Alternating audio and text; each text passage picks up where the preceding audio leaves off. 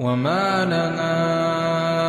ألا نتوكل على الله وقد هدانا سبلنا ولنصبرن على ما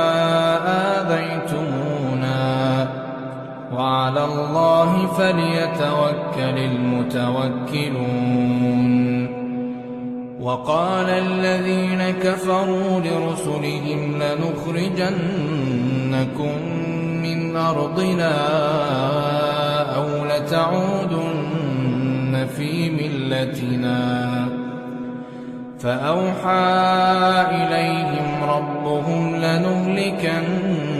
الظالمين ولنسكننكم